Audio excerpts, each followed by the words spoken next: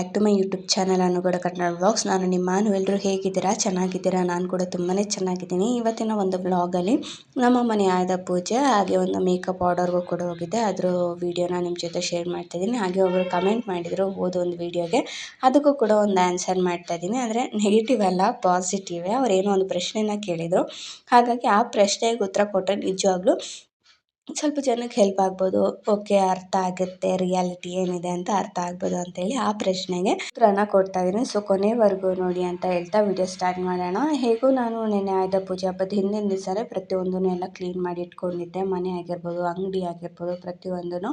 ಇನ್ನು ಬೆಳಗ್ಗೆ ಎಲ್ಲರೂ ಎದ್ದು ಫ್ರೆಶ್ ಅಪ್ ಆಗಿ ನಾನು ಕೂಡ ಫ್ರೆಶ್ ಅಪ್ ಆಗಿಬಿಟ್ಟು, ಇನ್ನು ಮೇನ್ ಅಂದರೆ ಪೂಜೆಗೆ ನಾವು ಮನೇಲಿ ಬಳಸುವಂಥ ಆಯುಧಗಳಾಗಿರ್ಬೋದು, ಅಂಗಡೀಲಿ ಬಳಸುವಂಥ ಆಯುಧಗಳಾಗಿರ್ಬೋದು, ಪ್ರತಿಯೊಂದಕ್ಕೂ ಅರಿಶಿನ, ಕುಂಕುಮ, ಹೂವು ಎಲ್ಲವನ್ನು ಇಟ್ಟು ಪೂಜೆ ಮಾಡಲಿಕ್ಕೆಲ್ಲ ರೆಡಿ ಮಾಡ್ಕೊತಾ ಇದ್ದೆ. ನನ್ನ ಬ್ಯಾಕ್ ಸ್ಟ್ರೆಂತ್ ಅಂತ ನಾನು ಹೇಳಿದ್ನಲ್ಲ, ನಾನೊಂದು ಬಿಗ್ಗೆಸ್ಟ್ ಸಪೋರ್ಟಿವ್ ಒಂದು ಆಯುಧ ಅಂದರೆ ನನ್ನ ಒಂದು ಮೇಕಪ್ ಈ ಫೀಲ್ಡು ಹಾಗೆ ಶಾಪು ನನಗೆ ಸಖತ್ತು ಪ್ರೋತ್ಸಾಹ. ಆ್ಯಂಡ್ ಕೆಲವು ಸತಿ ತುಂಬಾ ಡಲ್ಲಾಗಿದ್ದಾಗ ಕೆಲವು ಸತಿ ಶಾಪಲ್ಲಿ ಕೂತ್ಕೊಳ್ತೀನಿ.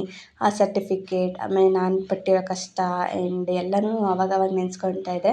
ಅವಾಗ ಪ್ರೌಡ್ ಫೀಲ್ ಆಗುತ್ತೆ. ಇಲ್ಲ, ಇನ್ನೂ ಮುಂದೆ ಇದೆ, ಇನ್ನೂ ಜಾಸ್ತಿ ಇದೆ ಅಂತ ನನಗೆ ಮೋಟಿವ್ ಮಾಡಿದಂಥ ಒಂದು ಒಳ್ಳೆಯ ಆಯುಧ ಅಂದರೆ ನನ್ನ ಶಾಪು. ಸೊ ಹಾಗಾಗಿ ಅದರ ಪೂಜೆನ ನಾನು ಈ ಸತಿ ತುಂಬ ಸಿಂಪಲಾಗೆ ಮಾಡ್ಕೊತಾ ಇದ್ದೀನಿ. ನಿಜವಾಗ್ಲೂ ಗ್ರ್ಯಾಂಡಾಗೆಲ್ಲ ಏನೂ ಮಾಡಿಲ್ಲ. ಯಾಕೆ ಅಂತಂದರೆ ಬೇರೆ ಕಡೆ ಹೋಗೋದಿತ್ತು ಅಂತ ಹೇಳಿದ್ನಲ್ಲ ನೆನ್ನೆ ವಿಡಿಯೋದಲ್ಲಿ. ಹಾಗಾಗಿ ಇನ್ನು ಅಪ್ಪು ಕೂಡ ಎದ್ದ ಮೇಲೆ ಅವ್ರಿಗೂ ಕೂಡ ಸ್ನಾನ ಗೀನ ಎಲ್ಲ ಮಾಡಿಸಿ ಅವನು ಕೂಡ ರೆಡಿ ಮಾಡಿದ ಮೇಲೇ ನಾನು ಕೂಡ ರೆಡಿ ಆದೆ. ಆ್ಯಂಡ್ ನಾನು ನೆನ್ನೆ ಹೇಳಿದ್ನಲ್ಲ ಈ ಸ್ಯಾರಿ ಯಾರ್ದು, ಯಾವ ಪೇಜಿಂದ ತರಿಸ್ಕೊಂಡಿದ್ದು ಡೀಟೇಲ್ಸ್ ಕೊಡ್ತೀನಿ ಅಂತ. ಸೊ ಇವತ್ತಿನ ವೀಡಿಯೋದಲ್ಲಿ ಕೊಡ್ತೀನಿ. ಆ್ಯಂಡ್ ಈ ಒಂದು ಸ್ಯಾರಿನ ಬಂದುಬಿಟ್ಟು ನಾನು ಸನ್ನಿ ಹಾಲ್ ಶಾಪಿಂಗ್ ಮಾಲ್ ಅನ್ನೋ ಒಂದು ಇನ್ಸ್ಟಾಗ್ರಾಮ್ ಪೇಜಿಂದ ತರಿಸ್ಕೊಂಡಿದ್ದೆ. ತುಂಬಾ ಚೆನ್ನಾಗಿದೆ. ಇವರ ಒಂದು ಪೇಜಲ್ಲಿ ನಿಮಗೆ silk saris, Mysore silk, fancy sari, daily wear ಮತ್ತು ಜ್ಯುವೆಲ್ರಿ, ಮೇಕಪ್ ಆಗಿರ್ಬೋದು, ಆಮೇಲೆ ಗಿಫ್ಟ್ ಐಟಮ್ಸ್ಗಳಾಗಿರ್ಬೋದು, ಪ್ರತಿಯೊಂದು ಕೂಡ ಸಿಗುತ್ತೆ. ಹಾಗೆ ಇವಾಗ ಆಫರ್ ಕೂಡ ಬಿಟ್ಟಿದ್ದಾರೆ ಅವರು. ಅಂದರೆ ನಿಮಗೆ ಕುರ್ತೀಸ್ ಆಗಿರ್ಬೋದು, ಲೆಗಿನ್ಸ್ ಆಗಿರ್ಬೋದು ಜಸ್ಟ್ 99 ರುಪೀಸ್ಗೆ, ಆಮೇಲೆ ಪ್ಲಾಜಾ ಪ್ಯಾಂಟ್ಗಳು 499ಗೆ. ಆಮೇಲೆ ಅವರು ಇವಾಗ ದೀಪಾವಳಿಗೆ ಅಂತ ಹೇಳ್ಬಿಟ್ಟು ಸಿಲ್ವರ್ ಕಾಯಿನ್ಸ್ ಕೂಡ ಕೊಡ್ತಾ ಇದ್ದಾರೆ. ಹಾಗಾಗಿ ಅದನ್ನೆಲ್ಲ ನೀವು ಕೂಡ ತೊಗೋಬೇಕು ಅಂತಿದ್ರೆ ಅವ್ರ ಪೇಜ್ನ ನಾನು ಮೆನ್ಷನ್ ಮಾಡಿರ್ತೀನಿ. ಹಾಗೆ ಇನ್ಸ್ಟಾಗ್ರಾಮಲ್ಲೂ ಕೂಡ ನಾನು ಹಾಕಿದ್ದೀನಿ, ಒಂದು ಸತಿ ಚೆಕ್ಔಟ್ ಮಾಡ್ಬೋದು.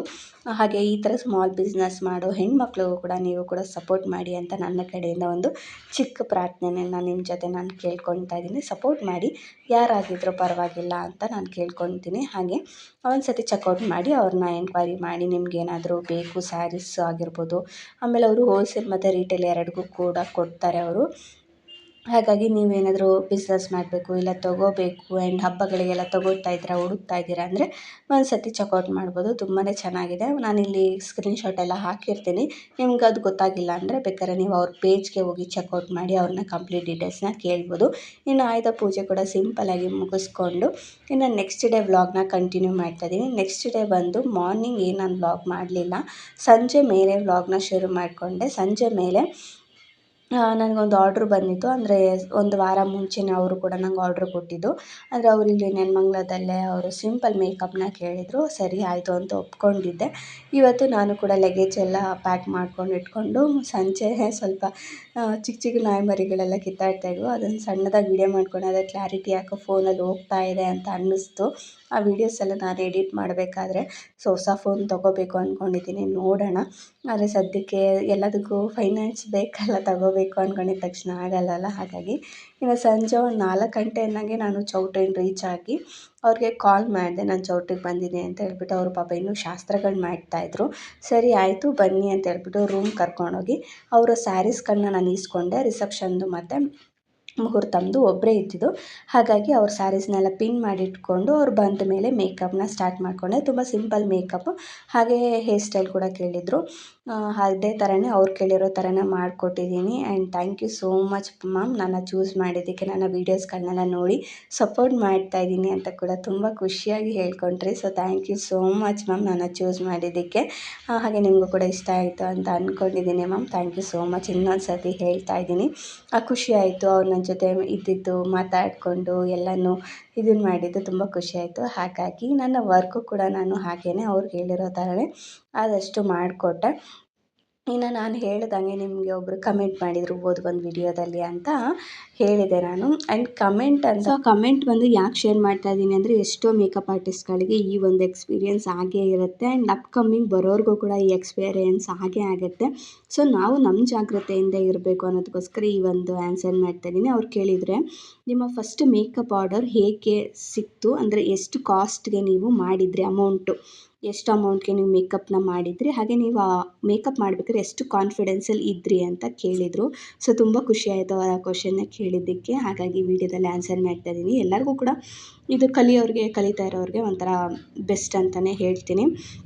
ನೀವು ನಾನು ಹೇಳೋದಾದರೆ, ಒಂದು ಮೇಕಪ್ ಆರ್ಟಿಸ್ಟ್ ನೀವು ಕಲಿತಾ ಇದ್ದೀರಾ ಅಂದಿದ್ದ ತಕ್ಷಣ ನಿಮಗೆ ಮೇಕಪ್ ಆರ್ಡರ್ ಸಿಗೋಲ್ಲ.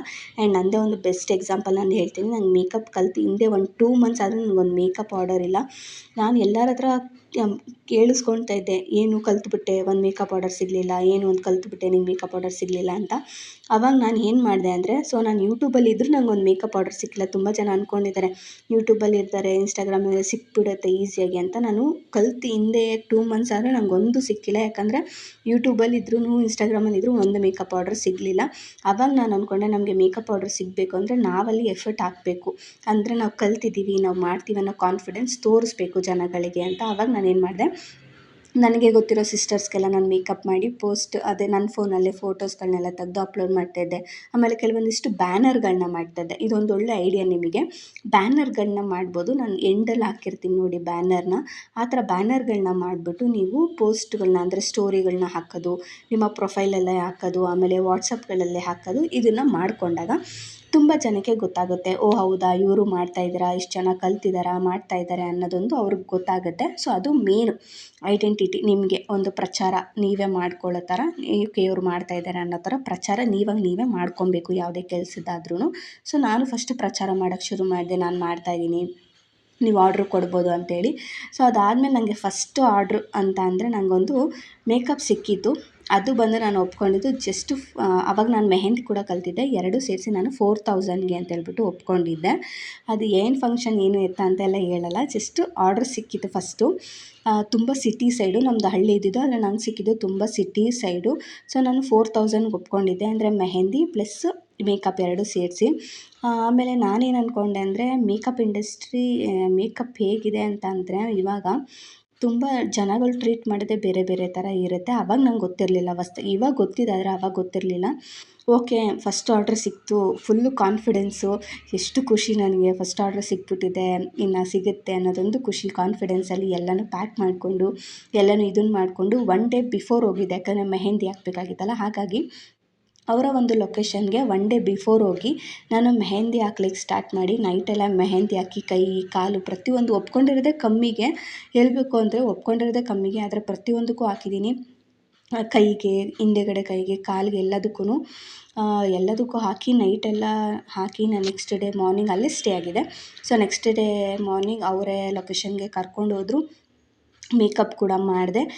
2 ಸ್ಯಾರಿ ಚೇಂಜ್ ಮಾಡಿದ್ರು. ಸೊ 2 ಸ್ಯಾರಿನೂ ಕೂಡ ಚೇಂಜ್ ಮಾಡಿ ಹೇರ್ ಸ್ಟೈಲ್ನೆಲ್ಲ ಇದನ್ನು ಮಾಡಿಕೊಟ್ಟು, ಮೇಕಪ್ ಎಲ್ಲ ಸರಿ ಮಾಡಿಕೊಟ್ಟು, ಆನಂತರ ನನಗೆ ಅಡ್ವಾನ್ಸ್ ಅವ್ರು ಬಂದು 2K ಹಾಕಿದ್ರು. ಇನ್ನು ರಿಮೈನಿಂಗ್ 2000 ರೂಪಾಯಿ ಕೊಡಬೇಕಾಯಿತು. ಆವಾಗ ನಾನು ಹೋಗಿ ಕೇಳಿದೆ ಅವ್ರನ್ನ, ಇನ್ನು ಬ್ಯಾಲೆನ್ಸ್ ಅಮೌಂಟ್ ಕೊಡಿ ಅಂತ ಹೇಳ್ಬಿಟ್ಟು. ಅವ್ರೇನು ಮಾಡಿದ್ರು, ಅಕ್ಕ ನೀವು ಮನೆಗೆ ಹೋಗಿ, ನಾನು ಮನೆಗೆ ಹೋಗಿ ಹಾಕ್ತೀನಿ ಅಂತ ಹೇಳಿದ್ರು. ಸರಿ ಆಯಿತು ಅಂತ ಹೇಳ್ಬಿಟ್ಟು ನಾನು ಎಷ್ಟು ಈಸಿಯಾಗಿ ಬಂದುಬಿಟ್ಟೆ ಅಂದರೆ, ಎಷ್ಟು ಧೈರ್ಯ ಅಂದರೆ ನಂಬಿಕೆ ಮೇಲೆ. ಯಾಕಂದರೆ ಮನುಷ್ಯ ನಂಬದೆ ಇನ್ಯಾರನ್ನ ನಂಬ್ತಾರೆ ಅಂತ ಅಂದ್ಬಿಟ್ಟು ನಾನು ಈಸಿಯಾಗಿ ಬಂದುಬಿಟ್ಟೆ ಮನೆಗೆ. ಅದಾದಮೇಲೆ ಅವರು ಫೋನೇ ಪಿಕ್ ಮಾಡಲಿಲ್ಲ. ಎಷ್ಟು ಮೆಸೇಜ್ ಮಾಡಿದ್ರು ರಿಪ್ಲೈ ಇಲ್ಲ. ನನ್ನ ನಂಬರ್ ಅಲ್ದಿರ ಬೇರೆ ನಂಬರಿಂದ ಎಲ್ಲ ಮಾಡಿದರೆ, ನಾನು ಅಲ್ಲಿದ್ದೀನಿ, ನಾನು ಮಲ್ಕೊಂಡಿದ್ದೀನಿ, ಹಿಂಗೆ ಮಾಡ್ತಾಯಿದ್ದೀನಿ, ಹಂಗೆ ಈ ಥರ ಎಲ್ಲ ಕೇರ್ಲೆಸ್ಲೆಸ್ಸಾಗಿ ಉತ್ತರ ಕೊಡ್ತಾಯಿದ್ರು. ಆವಾಗ ನನ್ನ ಕಣ್ಣಲ್ಲಿ ನೀರು ಬಂದು ಎಷ್ಟು ಹತ್ತಿದ್ದೀನಿ ಅಂದರೆ, ಯಾಕಂದರೆ ಅಲ್ಲಿ ನಂಗೆ ಗೊತ್ತು ನಾನು ಎಫರ್ಟ್ 2 ಡೇಸು ನನಗೆ ಎಷ್ಟು ಬ್ಯಾಕ್ ಪೇನ್ ಬಂದುಬಿಟ್ಟಿದೆ ಅಂದರೆ, ಮೆಹಂದಿ ಕೈಗೆ ಕಾಲಿಗೆಲ್ಲ ಹಾಕಿ ಅದ್ರಲ್ಲಿ ನನಗೇನು ವರ್ಕೌಟ್ ಆಗಿಲ್ಲ. ಆದರೂ ನಂಗೆ ಫಸ್ಟ್ ಆರ್ಡ್ರ್ ಸಿಕ್ತಲ್ಲ ಅಂತ ಹೇಳ್ಬಿಟ್ಟು ಹೋಗಿ ಮಾಡಿ ನನಗೆ ಬೆನ್ನೆಲ್ಲ ನೋವು ಬಂದುಬಿಟ್ಟಿತ್ತು. ನಾನು ಮಾಡಿದ್ರೂ ನನ್ನ ಕೊನೆಗೆ ಆ ಒಂದು ಅಮೌಂಟ್ ಸಿಗಲಿಲ್ವಲ್ಲ ನನ್ನ ಕೈಗೆ, ನನ್ನ ಪ್ರತಿಫಲ ಸಿಗಲಿಲ್ವಲ್ಲ ಅನ್ನೋದೊಂದು ತುಂಬಾ ಬೇಜಾರಾಗಿ, ಕೊನೆಗೆ ನಾನು ಅವ್ರನ್ನ ಬೈಕೊಳ್ಳೋಕ್ಕೂ ಆಗಲಿಲ್ಲ. ಯಾಕಂದರೆ ಆ ಪರಿಸ್ಥಿತಿ ನಾನು ಬೈಕೊಂಡ್ರೆ ಅದು ಒಳ್ಳೇದಲ್ಲ, ನನಗೆ ಒಳ್ಳೇದಲ್ಲ, ನನ್ನ ಮಗಿಗೆ ಒಳ್ಳೇದಲ್ಲ ಅಂತ ಹೇಳ್ಬಿಟ್ಟು ನಾನು ಅಲ್ಲೇ ಬಿಟ್ಬಿಟ್ಟೆ. ನಾನು ಸರಿ ಆಯಿತು, ಇದೊಂದು ನಂಗೊಂದು ಒಳ್ಳೆ ಪಾಠ. ಎಲ್ಲರೂ ಹೇಳಿದ್ರು, ಇದು ನಿಮ್ಗೆ ಒಳ್ಳೆ ಪಾಠ, ಇದು ಇನ್ನು ಮುಂದೆ ಚೆನ್ನಾಗಿ ಎಚ್ಚರಿಕವಾಗಿ ಕಲ್ತ್ಕೊ ಅಂತ ಹೇಳ್ಬಿಟ್ಟು ಅದು ನಂಗೆ ಒಳ್ಳೆ ಪಾಠ ಆಯಿತು. ಅವ್ರು ನಂಗೆ ದುಡ್ಡು ಕೊಡ್ದಿರ ಮೋಸ ಮಾಡಿದ್ದು. ಅದನ್ನು ಮೋಸ ಅಂತಲೇ ಹೇಳ್ತಾರೆ. ಯಾಕಂದರೆ ನಾವಲ್ಲಿ ಕಷ್ಟಪಟ್ಟಿರೋದು ಅವ್ರಿಗೇನೋ ಅದು ಆ ಕ್ಷಣಕ್ಕೆ ಅವ್ರಿಗೆ ಗೊತ್ತಾಗದೇ ಇರ್ಬೋದು. ಆದರೆ ನಮಗೆ ಗೊತ್ತಾಗುತ್ತೆ ಎಷ್ಟು ಸಿವಿಯರ್ ಆಗಿರುತ್ತೆ. ನನಗೆ ಬೇರೆ ಸಿ ಸೆಕ್ಷನ್ ಆಗಿರೋದು, ಅದು ಫಸ್ಟ್ ವರ್ಕ್ ಅಂತ ಎಕ್ಸೈಟ್ಮೆಂಟಲ್ಲಿ ತುಂಬ ಓವರಾಗಿ ಇನ್ವಾಲ್ವ್ ಆಗಿ ಅವ್ರಿಗೆ ಏನೋ ಸ್ವಂತದವರು ಅಂದ್ಕೊಂಡವ್ರ ಥರ ಮಾಡಿಕೊಟ್ಬಿಟ್ಟೆ. ಅದಾದಮೇಲೆ ನನಗೆ ಅರ್ಥ ಆಯಿತು, ಓಕೆ ವ್ಯಾಲ್ಯೂ ಇರೋದೇ ಬೇರೆ ಥರ, ದುಡ್ಡು ಮನುಷ್ಯ ಇದಕ್ಕೆಲ್ಲ ಬೇರೆ ಥರನೇ ಇರೋದು. ನಮಗೆ ಮೋಸ ಎಲ್ಲಿದ್ದರೂ ಮಾಡೇ ಮಾಡ್ತಾರೆ.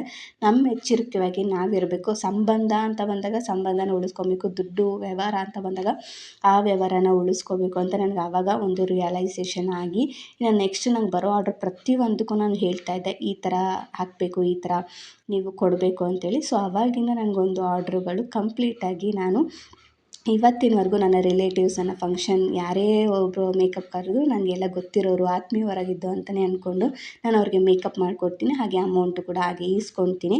ಸೊ ಇದು ಒಂದು ಎಲ್ಲರ ಜೊತೆ ಚೆನ್ನಾಗಿರಿ, ಎಲ್ಲರ ಜೊತೆ ನಗ್ನಗ್ತಾ ಇರಿ, ಯಾರ ಹತ್ರನೂ ಮುನಿಸ್ಕೋಬೇಡಿ. ಆದರೆ ಮನುಷ್ಯ ಅಂತ ಬಂದಾಗ ವ್ಯವಹಾರ ಬೇರೆ, ದುಡ್ಡು ಅಂತ ಬಂದರೆ ವ್ಯವಹಾರ ಬೇರೆ ಅಂತ ನೀವೇ ಇರಿ. ಹಾಗೆಯೇ ನಿಮ್ಮ ಪ್ರೊಫೆಷ್ನಲ್ ವರ್ಕು ಸಕ್ಸಸ್ ಆಗೋದು. ಸೊ ಇದು ನನ್ನ ಒಂದು ಸಣ್ಣ ಉತ್ತರ ಅಂತ ಹೇಳ್ತಾ, ಹಾಗೆ ಇವತ್ತಿನ ವ್ಲಾಗ್ನ ಕೂಡ ನಾನು ಇಲ್ಲೇ ಎಂಡ್ ಮಾಡ್ತಾಯಿದ್ದೀನಿ. ಸಿಗ್ತೀನಿ ಮುಂದಿನ ವಿಡಿಯೋದಲ್ಲಿ. ಅಲ್ಲಿವರೆಗೂ ಬಾಯ್ ಬಾಯ್, ಟೇಕ್ ಕೇರ್.